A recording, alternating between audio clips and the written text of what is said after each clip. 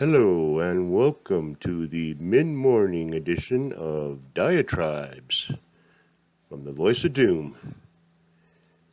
And now, for your edification and enjoyment, here is the Voice of Doom. All right, thank you, Mr. Announcer. I can't believe how much better you're getting. I really didn't have much hope for you, but you're getting a lot better. So, we're at 2020. And free thinking, just thinking out loud with a few little things that I actually wrote down. I'm going to go back to the old format of kind of going over what I'm going to do for the show and then go from there. First thing I want to do is kind of get back to the family situation a bit. And then I want to break that up with little comedy I wrote in May last year when everything was shut down and I had nothing to do. I think it's funny. I think I've said it out loud, not from the paper, and people thought it was funny. So we'll run that by you, see if it passes as comedy. And the next thing is going to be kind of getting back to the big picture and how 2020 is going, on a grand scale, and just try to analyze a little bit in comments and commentary and take it for what it's worth, because it ain't worth much, because I haven't really spent much. Okay, family. All right, my kid tells me I should do something great, and by around April, a few months into the shutdown, it's like, yeah, I've been wasting enough time. I mean, two of us are working and two of us are at home. I mean, my wife is, working at Walmart and pretty much full time and kind of complaining a lot. And she always loves the job at first, and then she starts complaining about it. Now she's saying, her arm is swelling up and, she's not liking that. And my other kid, Benjamin, was working at 99-cent store, which was an essential place.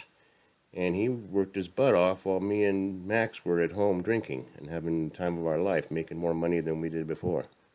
So that's how life is unfair. And Benj was always the frugal one, so, that's kind of well, he's going to be fine. I have no problem with him.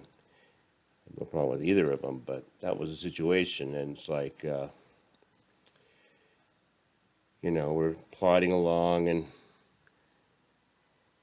I decide, well, I'm bored. What's that great thing I was going to do? And it's like, oh, yeah.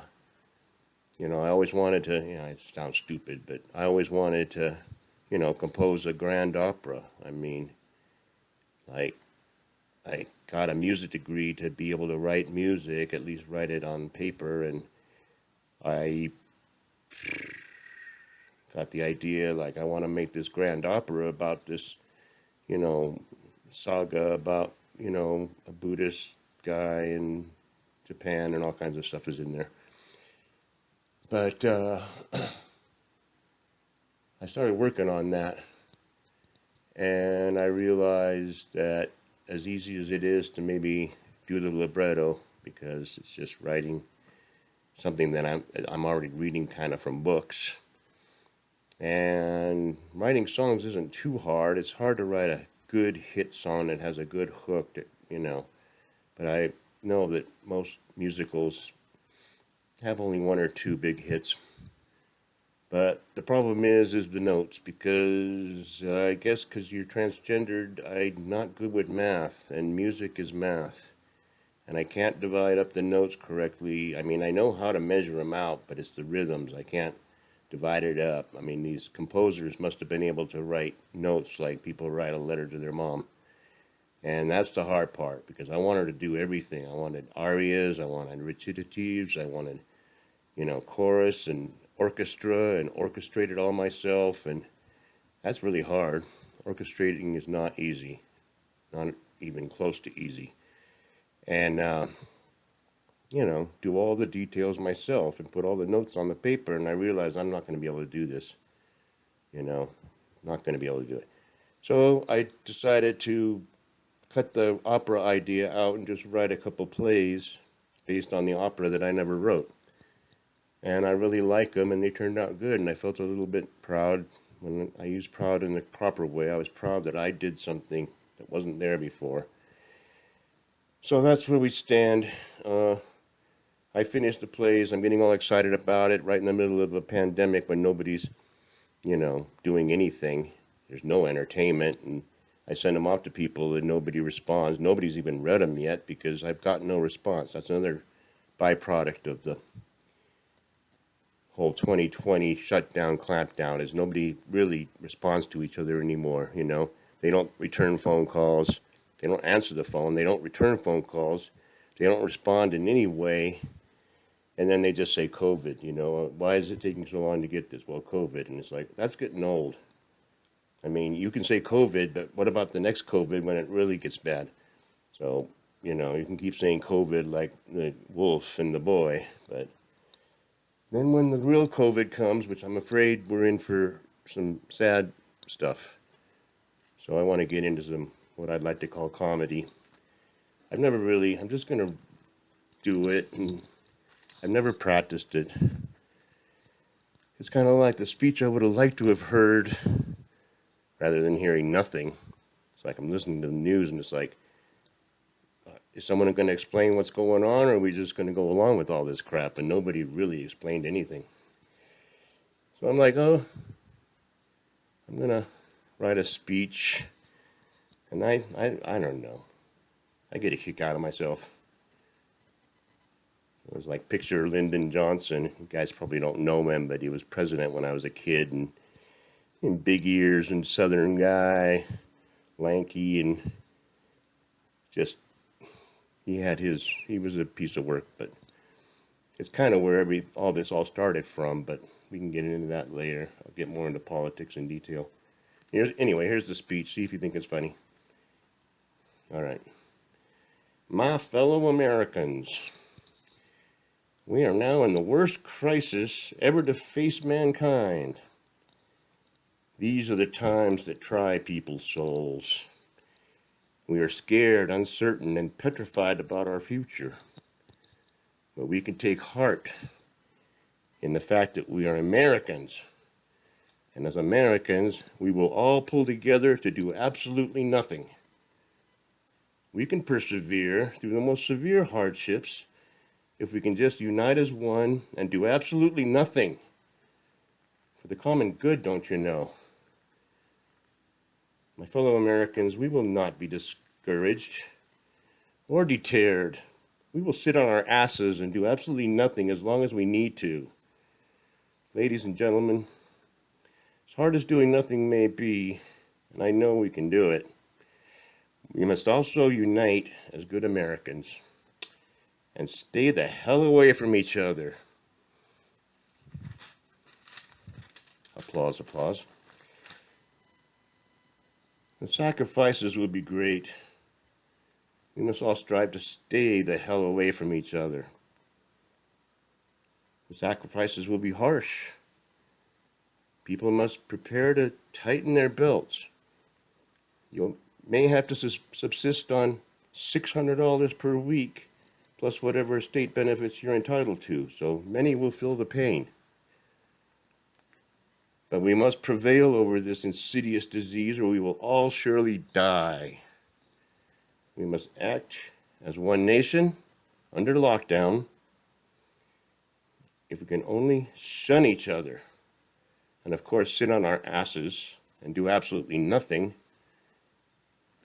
Can we do it, America? Can we work together to do absolutely nothing? Can we stay the hell away from each other? I think we can. And with God's eternal help, we will. Thank you and good night. So I kind of think that's funny. I don't know. I like it. No laugh track, so it'd be nice if somebody heard it, because I kind of think it's good. So I got a few minutes. I'll talk about the big picture, because here we're coming to May 25th, and here comes another incident that is absolutely mystifying.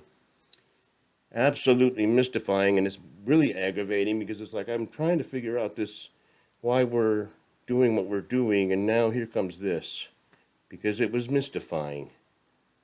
And it was mystifying.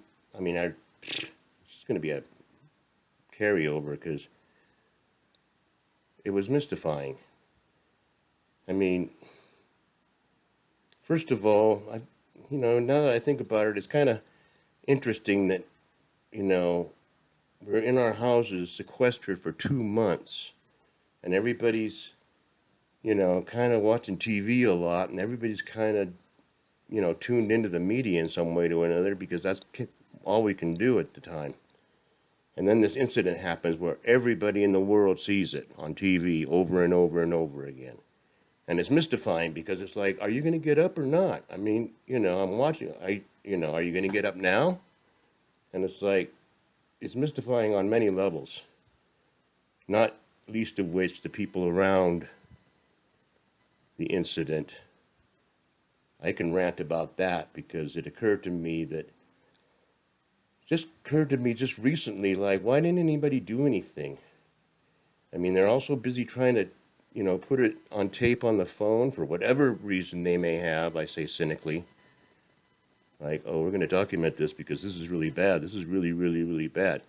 It's like, I would really like to think that if I was there, there's no way I would be gawking. I mean, the phone's out because I don't have a phone. That's going to be the death of everybody. But, you know, I could gawk and say, kind of wait and see what's going to happen for maybe 10 minutes. But after 10 minutes, it's like, I can't. I would snap. And I just lunge and try to kick the guy off the guy's neck. And I'd probably get shot. And I'm not saying I'm a hero, but, as you see something and it's like a gut reaction, you're not thinking, I like to think I would do that. So everybody's guilty. I mean, everybody's guilty. And it was mystifying, and it couldn't happen at a worse time. I mean, if they had picked a time to create more chaos in the midst of confusion, we have it's a perfect storm, and I'm sitting there going, now what's this third shoe that's going to drop that's going to be our final death knell? So things are bad. I'm watching rows of police cars being destroyed, and people kind of not doing anything about it. And I remember LA in 92, and I was right there. I was scared. That was probably the most scared I've ever been, is in LA in 92. But they let things, it's give them an inch, and then, the city burns down. And it's kind of like sometimes that they got their nefarious reasons for why they're letting chaos erupt. And that's a big subject, and I want to keep this one a little shorter. I will call it a day because, as you may well know, the confluence of racial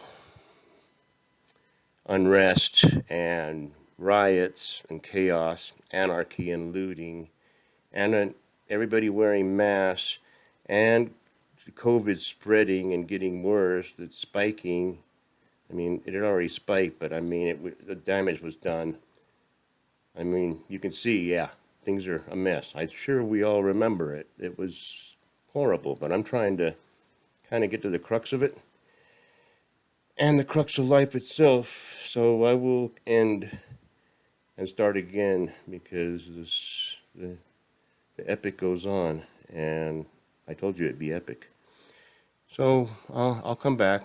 It was fun, and good night, or good morning.